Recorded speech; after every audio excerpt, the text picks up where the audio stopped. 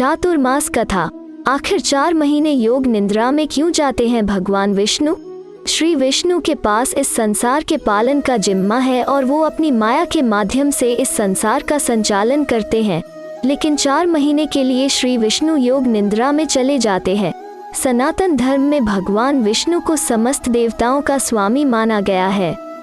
देवासुर संग्राम में भी स्वयं भगवान विष्णु देवताओं की सहायता करते हैं, ऐसा पुराणों में उल्लेख है। भागवत पुराण के अनुसार जितने भी दिव्य संत, साधु, मुनि इस धरती पर जन्म लेते हैं वो सब विष्णु के अवतार हैं। राम, कृष्ण, परशुराम ये सब भी विष्णु के ही अवतार कहे जाते हैं।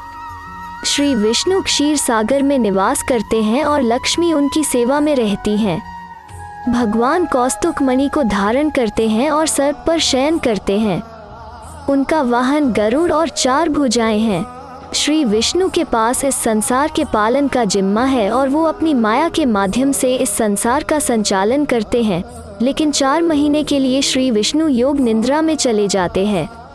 दरअसल धर्म ग्रंथों की माने तो आषाढ़ शुक्ल एकादशी से कार्तिक शुक्ल एकादशी तक की अवधि को चातुर्मास कहा जाता है और इन 4 महीनों में श्री विष्णु निद्रा में चले जाते हैं। आषाढ़ शुक्ल एकादशी को देवशयनी एकादशी कहा जाता है क्योंकि इसी दिन से देवताओं की रात शुरू होती है। इसके अलावा कार्तिक शुक्ल एकादशी को देवउठनी एकादशी कहा जाता है और उसके बाद मांगलिक कार्य शुरू होते हैं। इन 4 महीनों में जितने भी मांगलिक कार्य है वो सब निषेध होते हैं। भगवान विष्णु के निद्रा में जाने के संदर्भ में 2 मत है। पौराणिक कथा बाली संग पाताललोक में करते हैं निवास। एक मत यह है कि वे क्षीर सागर में ही निद्रा में होते हैं और दूसरा मत यह है कि वो पाताललोक में बाली के यहाँ निवास करते हैं, जिन्हें संकर्षण विष्णु कहा जाता है। दरअसल जब विष्णु ने वामन अवतार लिया तो बाली से उन्होंने 3 पग भूमि मांगी। 2 पग में उन्होंने पूरा संसार मापकर तीसरा पग बाली के सिर पर रखकर उसे पाताल भेज दिया, लेकिन वरदान के रूप में बाली ने विष्णु को ही मांग लिया। वरदान के कारण स्वयं विष्णु जब पाताल में बाली के साथ चले गए तो सभी मंगल कार्य बंद हो गए। इसके बाद खुद लक्ष्मी ने बाली को राखी बांधकर भगवान विष्णु को मुक्त करने का वचन लिया। तभी से विष्णु 4 महीने बाली के पास निवास करने लगे और उन 4 महीनों को चातुर्मास कहा जाने लगा।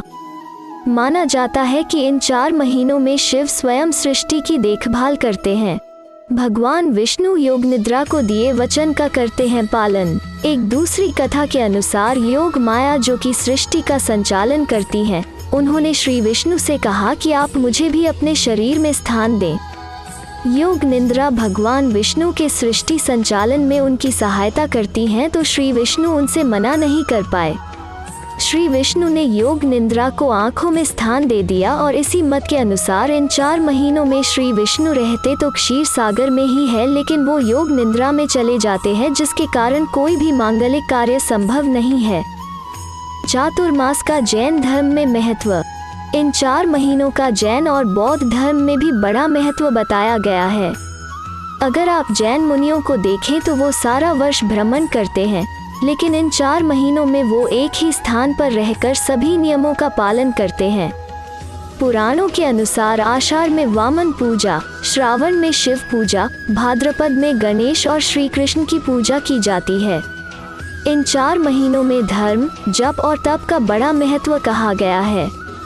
ये 4 माह मनुष्य को भगवान की सेवा करने में, उनकी कथा सुनने में और उनकी भक्ति करने में बिताने चाहिए। धन्यवाद। वीडियो पसंद आया हो तो हमारे चैनल धर्म तथ्य को लाइक, शेयर और सब्सक्राइब करना ना भूलें। राधे राधे।